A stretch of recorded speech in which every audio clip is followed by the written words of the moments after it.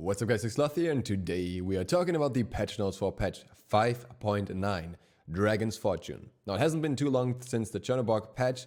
This one will come out a fair bit later. As far as I understand, it's still gonna be on a Tuesday, but the patch notes are earlier now, so we have a longer PTS frame, so we'll jump right into these ones.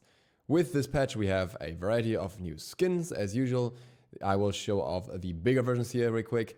This is Sobek's Dragon Slide. This one actually uses a different model where he's like more upright, bigger shoulders and all that kind of stuff. Also very cool old animation. My favorite skin out of this patch for sure. Looks really cool. Then we have a Dragon Queen Scylla skin where her dogs are replaced by dragons. Has a pretty cool special mode. Otherwise, honestly, you can't see too much of the difference between the dragon and the dogs in the abilities because they're rather quick. Then we have EDM Nox. It's another one of those. I think the effects look quite cool and all that stuff. Voice pack, I would hope that my teammates don't use that and use a default voice pack instead, because that's a bit rough for the duration of an entire game. And then we have the Soothsayer Morrigan, another Morrigan skin here, following the Slavic theme apparently a little bit. And yeah, also a decent skin overall with really cool color effects in the abilities, which I really like. And last but not least, we have Sobek's recolor in a very large format here apparently. So Sobek's gold and legendary recolors are now adapted to the new style. Quickly listen to the voice packs. Warning for headphone users, this might be very loud, so turn on your headphones just in case. Or not, or I might just not play at all. Okay, I guess those are not added in for this patch. That's unfortunate, but oh well, what can we do? We have a lot of bug fixes. The first one here is about out-of-combat triggers, because there has been this change to GUI, which kind of makes it important. And in that context, we have some descriptions being updated explaining how the out-of-combat stuff works and all that. Then a few other fixes here. This one is somewhat important. Soul Reaver will not correctly cost 2,700 gold. Fixed an issue where the minimap could be pushed off the right of the screen behind other UI elements. That's been in the game for a long time. I'm surprised it took that long to fix that, but oh well. And Chernobog also finally has the right Pantheon icon. And this one is more than a bug fix, actually. Hydra's Lament no longer applies bonus damage to abilities that are treated as basic attacks, being Chernobog's Vicious Barrage, his basic attack ability, and Mercury's Made You Look. And I was thinking that would be a cool mechanic to have for Chernobog specifically to utilize that. Apparently not intended, so no more of that. Though I'm not sure if it worked properly beforehand anyways. And then we have the new cosmetics. We have the Electro Raver Global Emote, the Electro Raver Level Up skin. We have new additions to the Awesome chest with Abyssal Warriors and Wukong, Countess Chunga, Potter Gold Fafnir, and Playful Bunny Noir. Godlike chest now also has Rakon Artemis, Peacekeeper Athena, and Fallen Lord Kronos. And in the Fantasy Point Zone, we now have Kumbalayan, Yeti Kumbhakana, Igneous Terra, and Diva Aphrodite. And that brings us to the item balance. And the first one is already one that I personally very much like. Soul Eater is getting a buff. I don't even need to read this out that much because it's not really telling us anything new. It just didn't really show the value that it was expected to have yet, so it gets another buff. Increased ability lifesteal from 10% to 15%. This is just the ability lifesteal. The ability lifesteal and the normal lifesteal work independently of each other here, so more lifesteal from abilities, and that's all. 5% may not sound like that much, but can be quite decent considering how lifesteal and physicals interacts in Smite. I don't think it's going to inherently change anything about the item. It's more a thing of, if you picked up this item before, it's gonna be worth it a little bit more now, rather than completely overhauling the meta, at least from what I expect, because especially many hunters can't even go into Soul Eater that well, and those that could technically would already benefit strongly from it, but it's just not favored by most over trends, and that was, I think, partially also a matter of habit. But as such, I don't think this will suddenly give a huge spike to Soul Eater that wasn't there before, but may give it a little bit more attention, and I like that because I like what Soul Eater is now. And then we have Height of the Urchin. This one is actually quite huge. Decreased stacks required to evolve from 10 to 7, increased protections per stack from 2 to 3, and decrease the amount of time it takes to generate the shield from 3 to 2. So it's quicker to stack. Protections are been like 20 before and now it's 21, so pretty much the same. And on top of that, you build your shield faster. And honestly, Urchin wasn't really worth picking it up before, in my opinion, with that weird shield generation. And with the shield coming in faster and the protections being easier to stack, even like just the fact that when you have 3 stacks, you already have 9 protections instead of 6 now as well, makes the item way more beneficial overall. And I would not be surprised if that comes back into the meta for solo laner specifically. Though, on the other hand, there are other items that are favored at the moment for particular reasons, and I'm not quite sure how Height of the Urchin can compete with those. Then we have Stone of Binding. Increased passive penetration buff from 10 to 15. Visual effects have also been changed to a persistent aura rather than a pulsing aura. I think this is probably mostly because of RTO. I hope this still looks kind of cool. But the penetration addition here should make this item technically very, very good. Stat-wise, this is a very good item already, and it's more a problem of fitting it into the build and competing with the overall more valued defensive aura items for supports mostly. But the stats in itself are still good stats. There's nothing to complain about with the stats, in my opinion. And with the penetration being increased even more for aggressive supports, I really see reason to pick this up. I could think, for example, of somebody like Ares picking this up as well, just for the massive penetration boost for everyone as soon as you had the chains. And another support item gets a buff, and it's Talisman of Energy. Talisman of Energy is in its awkward place, where it kind of remains afterwards as well. Increase the radius of the buff effect from 55 to 70. Increase buff duration from 6 to 8 seconds. Increase max stacks from 5 to 6. So more buff overall, longer buff duration, and a bigger radius. So that's all going in the item's favor, right? But at the same time, the problem with the item is still that it's so super minion dependent, and you have to have minions around. You have to kill minions for it to work, or kill players. But it just doesn't stack enough of players for it to be worth it. And until that's changed, I don't know if people value it, even though it's not a bad item anymore. For sieging, it should, in theory, be really good, though. Then again, for sieging, you also have Emperor's Armor, and Talisman of Energy is more of a magical defense item, so it would be against a specific matchup. I would not be surprised if we see more of it, though, just because the bigger radius and the longer duration are things that can have an impact here. Shogun's Kusari, on the other hand, increased magical protection from 50 to 60. I'm actually going to read this one out. Shogun's Kusari is a prime example of an offensive aura item that has been overshadowed recently by more defensive options. It enables compositions that benefit heavily from bonus attack speed for killing objectives or the enemy team. What is powerful in that regard, the amount of survivability lost for building this over a hardwood amulet was too severe, and making it really difficult to build even with a perfect team comp. We're increasing the magical protection to help it better compete with other defensive choices. And I think that's very cool. I personally am a big fan of Shogun's Kusari in terms of the more aggressive playstyle that it offers. Obviously, most of the time, still not a first choice as a magical defense item. But we also see a change to hardwood here, which could make Shogun's Kusari even more interesting. Though I don't think that auras are really going anywhere between Deep, Sov, and hardwood. They're just really good items. And the benefit of a defensive aura will always be there, and often will still overshadow something like Shogun's Kusari that only helps specific characters, right? Because it's attack speed. It doesn't, suddenly buff your mages unless it's Sol, and it doesn't suddenly massively buff your solo laner unless they are basic attack based. So, whereas magical defense buffs you against any magical on the enemy team, like an aura. Sovereignty, however, gets a change.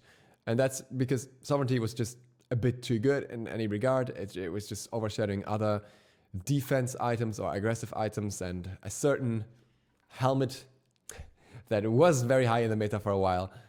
So now the physical protection on the item is decreased from 50 to 45. I mean, I guess. Usually I would say 5 is such a low value that it doesn't really have an impact. It's usually more like 10 that really makes a difference, as we see with Shoguns. It may make a difference in the context of other items it competes with, but with the sustain and everything, I think Sov is still here to stay. With Amulet, on the other hand, it's a little bit different. It's also getting a nerf, but it's the aura. Decreased magical protection provided by the aura from 20 to 15. And that, I think, is more of a bigger deal, at least, because it's not just yourself, it's everyone around you. It's what the item is about. But at the same time, it's down to 15, which is still a decent stat. So it would still be picked up in many situations against many gods. Regardless, just a little less efficient, which I'm not sure if I like that. I'm not sure if I like the core aura items for supports being attacked, so to speak, because I don't really think those nerfs are needed. But we also get other nerfs that are not needed that kind of offset it. And that's the ones that we're coming to right now. And that's Titan's Bane and Obsidian Shard. Decreased base penetration from 20% to 15% on Titan's Bane. And increased protection threshold for max penetration from 40% from 175 to 200 physical protection.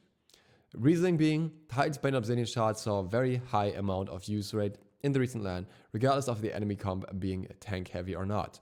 This point to the items being too effective in all situations. Titan's Bane and Obsidian Shard are having their base penetration reduced while still scaling to the same 40% at higher armor threshold. This should move these items further in the direction of tank counters rather than all-purpose penetration choices. And Obsidian Shard, the same thing here, also from 20 to 15%, and then the threshold also up from 175 to 200. Yeah, I will say that I have to look into all the item builds for LAN, and I will have to look into the specific numbers that this leads to with the lowered base value and the higher cap value. But I'm pretty sure these items get hit super hard by changing both the floor and the ceiling at the same time as penetration items. And I still think that in most situations, technically, Executioner is the better choice. The reason Titan's Bane is being picked up is because at least ability-based assassins and also anyone else trying to get ability-based damage off to some degree doesn't really have much of a choice. Like, what did Thor gonna build? Okay, maybe Thor's a bad example because it's not really picked much, but what's any assassin gonna build that wants to deal a little bit of damage to tankier targets that have like at least one protection item if they want to deal more than just, you know, the flat damage values, which only caps out at 50 flat pen. They can get like Void Shield for some further reduction, which is a great item, but doesn't really, you know, do much against tanks. They can get Stone Cutting Sword, but much like Executioner, that's just not an item you want on an ability-based character. So they only have Titan's Bane against tanks. So obviously, Titan's Bane is gonna get picked up as long as there's like one tank and one solo laner who's like at least half tanky, which is almost every game at LAN. So it's weird to me. Like, yeah, this item is core, but different from, say, for example, Rod of Tahuti, which was core because it gave an insane amount of power in the previous season.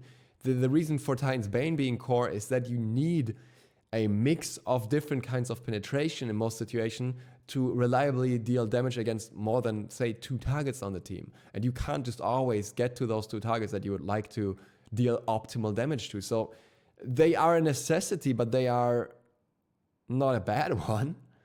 And if we go in this direction, then we need at least like small values of percentage penetration on other items as well to offset that, to give us like a hybrid pen item that maybe just has like whatever 10% pen and then 10 flat pen or something. I don't know, just, you know, random thought pitching there, but you got to have something that gives you a reason not to build this item and not keep nerfing this item just because it's being picked up.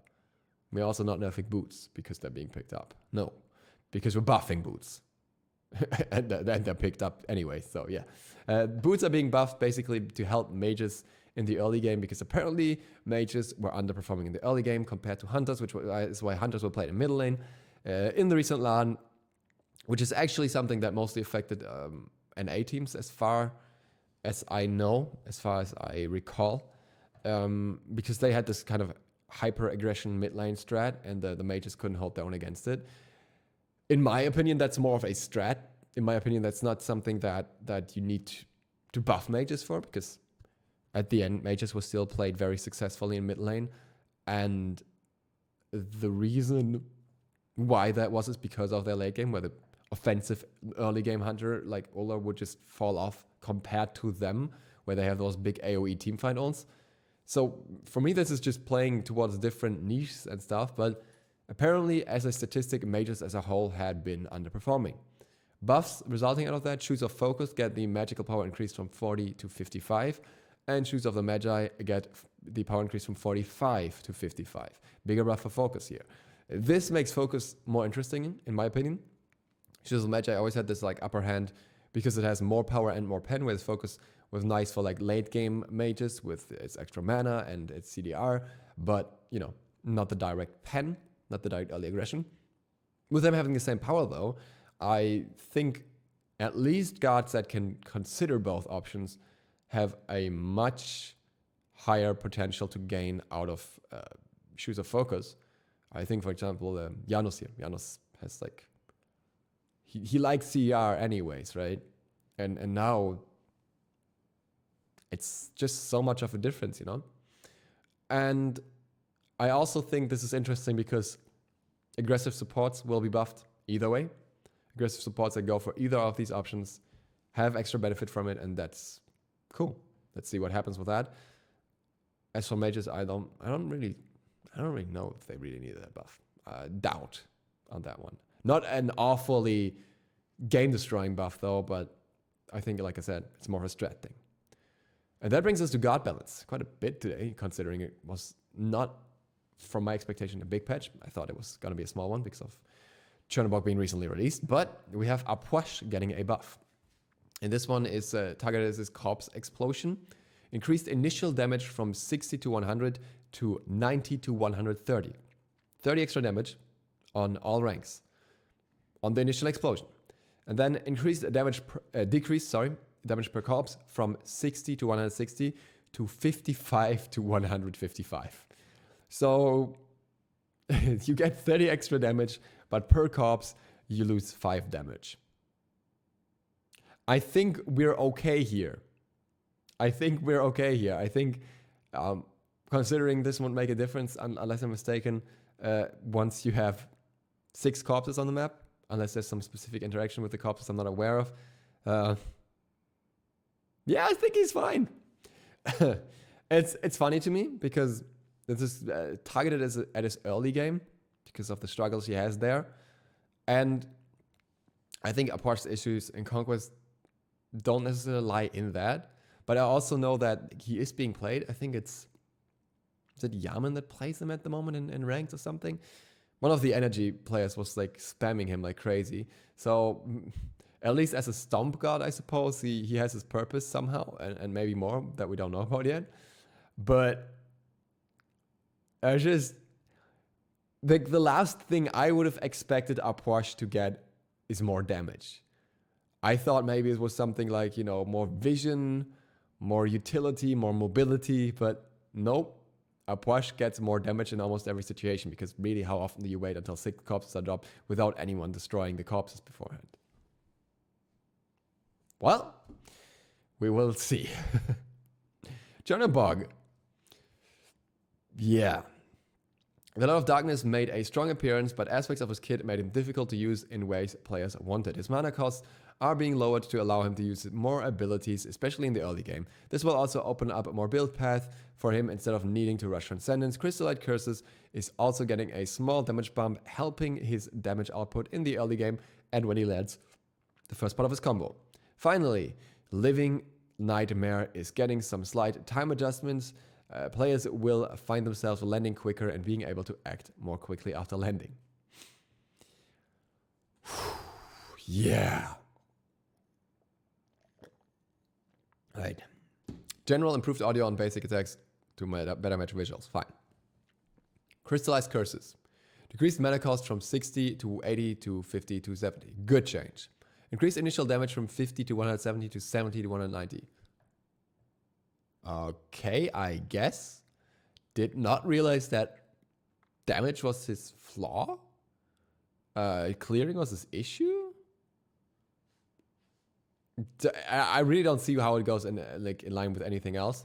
Vicious Barrage. Decreased mana cost from 80 to 100 to 70 to 90. Good. Could honestly be even slightly lower than this. Into Darkness. Made improvements to ensure players enter the wall when they expect to and don't get auto-ejected. Good.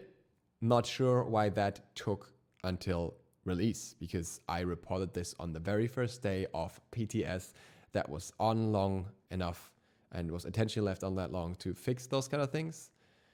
Whatever happened to that? Fixed an issue where players would auto-eject from the wall in higher ping environments. Same thing. Fixed an issue where on-hit items like the Crusher were being procced twice. That is strange, because I thought they were intentionally proccing twice. I thought it was like double ability instant thing. Basically, not only because you don't often use it that offensively, but also because you can't really proc anything with this too. Now you can't even proc Hydra Lament anymore. So I thought it was like to offset the fact that you use your one and you usually just get one proc out of that, and then use your 3 and get the 2 procs out of that to kind of make up for the lack of the procs on the 2. Guess not. Guess that was just unintended. So yeah, bit strange. Living Nightmare. Remove the post-fire time from this ability from 0.2 to 0. I'm not actually quite sure. Well, this should be on landing, post-fire, yeah. Decreased minimum airtime from 1.2 to 1, so you can fly for a short amount of time. Decreased maximum airtime from 3 to 2.6, so if your enemy is far away, you get to them quicker. Fixed an issue where traveling to a shadow could result in the player colliding with a wall. This resulted in them flying into the air and being unable to move. Good fix. Fixed an issue where Chernobog could stutter on landing. Also good fix. So a lot of fixes, but also a buff. A direct buff and 2 buffs indirectly, and then all the buffs to the ult. I don't think that Chernobog was in a place to need that many bugs, because on the patch notes show they said Chernobog's doing good. If a god's doing good, then why does he need so many buffs? Now I understand that Chernobog is frustrating to play. He is not that fun for many players, and maybe the idea here is we buff him, and then we get more players to play him, and then we can nerf him accordingly because we have more data. That's what I expect to be the reason. I will do my own take on him as a whole, because there's a lot to say about this character in terms of his design. We'll leave that for a later point. For now, I will say that I don't think these buffs as such were necessary, and I don't think these are the changes that tackle his issues. But we'll talk about that in detail another time. Much like we will talk about Titan's Bane and Obsidian Shard when I calculate the numbers. Kukulin. Berserk decreased passive power bonus in Berserk from 5+2 per level to 0+2 per level. So no base power anymore, no 5 power at the start of the game, and no 5 power extra at the end of the game. Cool, makes sense. Kukulin nerfs are appropriate. Is it enough? Doubt it, but it's a change in the right direction. I would really like to see some less Kukulin at this point. It's been long enough. Erlang Shen. Erlang Shen focuses on chaining down his opponents with basic attacks, using his kit to pin them in place. Spot weakness really enables his playstyle, but the cost on it was prohibitive, making it difficult to execute. Reducing the cost of this ability while also making the taunt from Nigel's Blessing consistent at all ranks. This will help Erlang Shen and his team better play around the consistent duration of CC. So Spot Weakness gets a little bit of a mana cost decrease from 60 to 80 to 60 at all ranks. That is good. I think there was something about the pin as well, where the target was slightly fixed, but that might be in another section. And Nigel's Blessing, and this is the big one, increased taunt duration from 0.8 to 1.2 to instead 1.2 seconds at all ranks. That, I think, is solid. Now, often you will use this as an interrupt or just to quickly pull enemies together, But the extra 0.4 seconds duration will matter in the earlier stages of the game, and especially like mid-game team fights, especially if you're not playing him in solo, where you mostly have solo fights, but rather in jungle, then that will have an impact. The mana cost reduction is nice, but the big deal here is definitely the ultimate taunt duration being increased. So now you can even consider not maxing it for the duration, which you would still want to do for the heal, but you also have other options if you feel like the heal is not that viable in that particular situation. Freeing up a little more for him. His underlying issue, aka Midgardian Male, still exists, though. More on that in my latest video where I talked about that. Hachiman. Hachiman brings a lot to the table as a hunter, and this has allowed him to thrive at the competitive level. Yup. Very, very, very potent popular pick. We are bringing down the overall pressure that Heavenly Banner brings to the lane while toning down the slow from mounted archery. These adjustments intend to bring his power more in line with other top hunters and ensure he isn't stifling hunter pick diversity. So, Heavenly Banner decreased damage from 85 to 305 to 75 to 295. 10 damage off the top, same steroid. Realistically, that's not going to do all too much. It's a nice little change, but yeah, it's you know, bit of base damage at the start, but it's not gonna change Hachiman as a whole. Mounted archery decreased slow from 25 to 45 to 20 to 40%. Wow. Yeah, no, that's a heavy hitter. I mean, if you have the top performing hunter in competitive and you're taking down 10 base damage and 5% slow on a very heavy slow in higher ranks, and it's like, it feels a bit like somebody doesn't want him nerfed. That's all I will say. And that's unfortunate. I think he needs some further nerfs to, be brought in line. Though his competitive performance is not quite the same as his casual ranked performance. So maybe it's stemming from that. Neath. Quick and simple. Basic attack speed increased from 0.95 to 1. Because she's been never played at all. Good, fair. Scales better with all attack speed items and the base scaling from attack speed now, so that is impactful. That's all there's to say. Nice. Good on you, Neath. Nox. Night Terror. Updated targeter now shows the explode radius new FX, and now explode radius slides along with the targeter line if blocked. If the line target is blocked. This is very clear in game, so you see the line where the ability is going to go, and then you have the circle where it's going to detonate. So if it detonates halfway, the line still shows up until the end. So you know where it would go if the enemy goes out of the way, but otherwise you know where it detonates. Very cool, very transparent, good change. Moving on. Skadi, base attack speed increased from 0.9 to 0.95. Kind of, the Neath deal here. Good change, very good. Helps her a little bit. She's not been played much. Moving on. Shibalanke. Yeah, well, this one was actually not in the patch notes. They were talking about that. Interesting enough. Shibalanke now needs to deal 1,500 damage to gain one stack of Dead of the Night, and up from 1,000.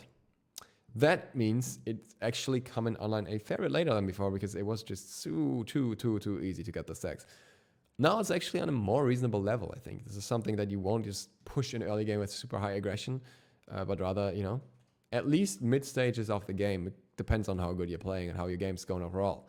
Obviously, a pressured Shibalanke will still have trouble building stacks, so it depends. Poison Darts. This ability no longer consumes mana or the cooldown if interrupted before any darts are fired. Cool. So if you just don't get a single dart off when you get interrupted, then you get your cooldown and your mana back. That's nice, and you can try again. Zeus. Ooh. Detonate charge decreased mana cost from 90 at all ranks to 60 at all ranks. Quite a few more booms coming your way, and that's actually decently potent with the fact that I feel like there's quite a few situations at Zeus where you're burning your mana relatively quickly to burst an enemy, and then at some point they're like, oh well, nothing left. So I like that. Lightning Storm increased base damage from 100 to 180 to 120 to 200. That hurts. That ultimate, if you're in that ultimate for some reason, then now you really don't want to be in that ultimate. Well, you didn't want to be there before, but now you really don't want to be there, because that's going to be even more damage in the early and in the late game with a higher base damage value. And I think this is very interesting. I haven't seen Zeus in a long time, so I'm down for some Zeus, and I like to see what this brings. But the real big deal here, the real big boy is ZHONG Kui is getting some changes targeted at reducing the frustrating interactions he can sometimes have.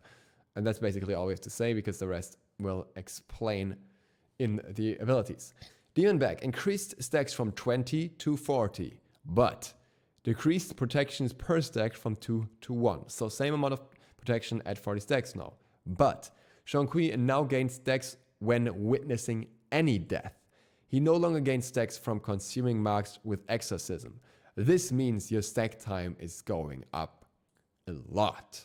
Because any death means not only enemy death, but also teammates' death, but also minions' death from your own team. So per wave, you will get 12 stacks. So 3 waves and you're at almost full stacks. And not only that, and you don't need to use anything else for that anymore, but also decreased stacks lost on death and after using Recall Demons from 100% to 50%. This guy will run around on full stacks so much, will have so much more potency behind his ultimate that way, and that is really interesting. And I think Deathwalker wishes that would have been the case for the finals already. So that's pretty nice for ZHONG Kui, and it's not even all. Book of Demons. Stun duration increased from 0.5 to 0.9 to 0.7 to 1.1. Now, if you play ZHONG Kui, then you know that on early levels, the animation for Book of Demons is so horribly long that it's hardly worth even stacking. Like, the difference between how long you are basically CC'd by using the ability and how long your enemy CC'd in return is so minor that it's like, okay, the only time I'm really going to use this is if I try to get away from the enemy. I'm running already and I'm trying to build some more distance or something like that. Because it's just, yeah, it's just rather at least without having the scroll applied. Now, I would say it's very much worth it. The 0.2 seconds doesn't sound like much, but again, when the animation is so long, that makes a big difference for what you can do in that time. And I think that's very cool. And I think these 2 changes to ZHONG Kui will definitely spike his popularity for a while. We will see how much they do in the long run, but I'm very interested to see what happens with this guy, and I think it will push him up in the meta a fair bit. And with that, we're done with the patch notes. Like I said, surprisingly long actually. I hope you enjoyed this. Thank you guys very much for watching. If you're new to the channel, feel free to click the sub button and maybe the bell. It really helps me out. Other than that, see you for the next one tomorrow. DukeSloth out.